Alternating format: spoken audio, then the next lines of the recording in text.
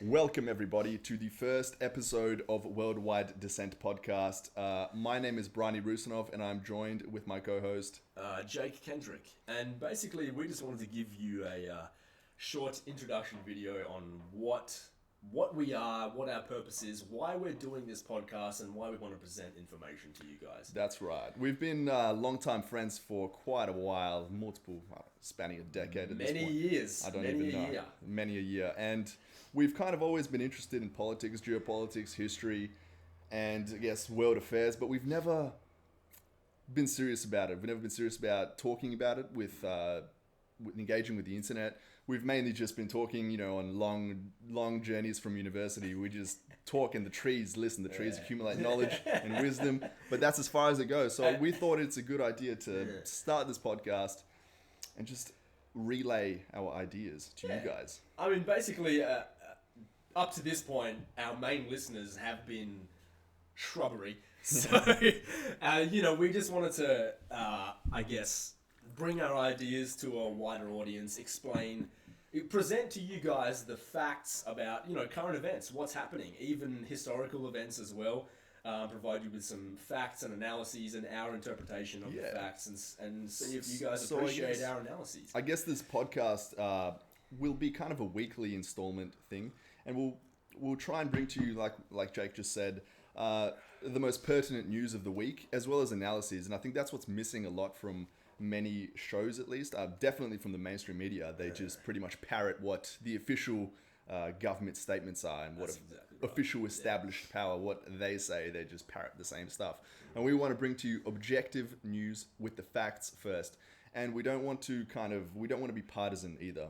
We don't want to be specifically left, specifically right. However, we should mention that if you were to categorize us for the sake of brevity, we don't like labels, we don't like labeling ourselves, but we do kind of fall into left progressive viewpoints. But that just happens to align with our worldview, that we believe that the world can do better. We believe that we can increase the well-being, the standard of living of everybody on this planet, not just a small number of people as the world is today. I guess we fundamentally believe that when we look around the society that we currently have, we see immense amounts of unnecessary suffering. People are starving. People don't have homes. People don't have livelihoods. We're currently catapulting ourselves off the climactic cliff because of our endless desire for mass consumption, among a number of other factors.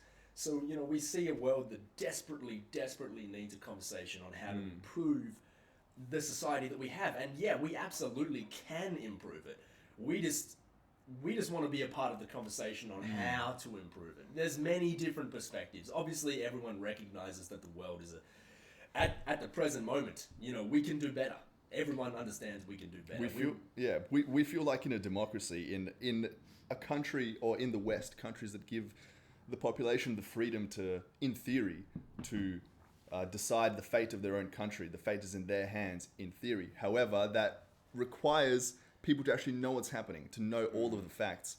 But the mainstream media and the largest news organizations out there, their role is to disinform, to obfuscate, to confuse the matter, and to outright, omit important information of the corruption, of all of the scandals that go on in high places. And trust me, we've got a lot to discuss today. And, I'm enraged when I research, so I hope you guys are enraged as I am when we present this information. We understand that it is a simple institutional function of the media.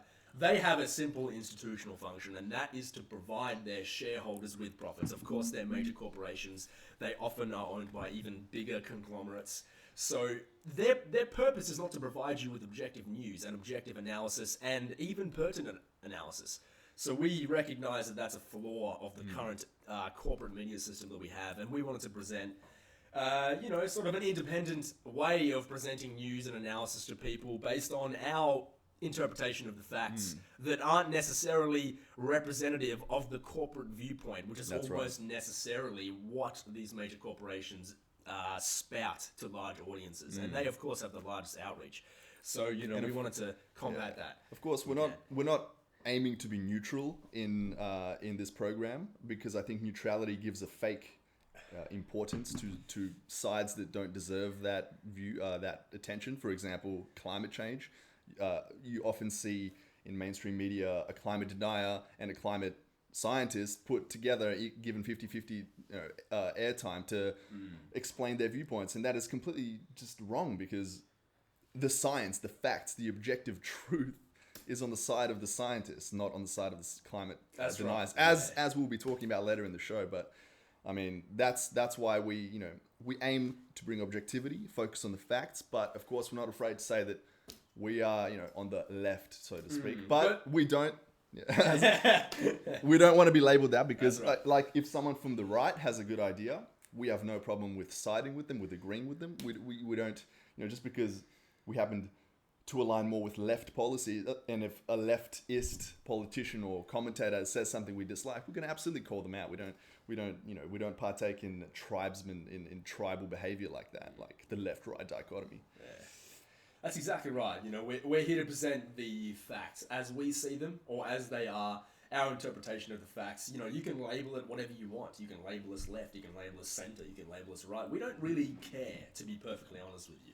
Our goal is to present the facts as they exist in the current world. And yes, there are facts in the world, and interpret them in ways that we sort of see fit. And hopefully you guys, agree with our interpretation, or if not, feel free to let us know in the comment section. This is all about partaking in a conversation. We highly encourage discussion, and as much discussion as possible, because that's the only way that, in democracy, in these privileged societies that we live in, that we get to have these discussions. It's the only way we move forward. That's right. And it's a shame that the YouTube and Google algorithms, as they are today, they purposefully funnel people depending on their search history, depending on where the algorithm decides they happen to be on the spectrum of the political spectrum. They funnel them into broadcasters of that particular political ideology. So we're not, unfortunately, I foresee that we're not going to be reaching a lot of right-wing or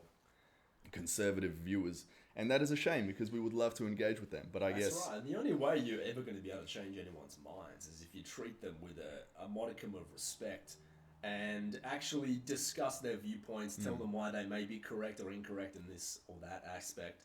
So, these are the kind of things that we have to do if we want to convince people to what we believe is the correct way forward, or what is the correct way forward. That's right. So I hope we've given you a brief little rundown of what this channel is going to be about, and I hope you guys stick with it. We're definitely going to be sticking with this, because we very much enjoy what we do. And I hope you guys learn something at the end of the day. That's what we're out here to try and achieve. Thank you for tuning in to the first episode. Thanks, guys. First.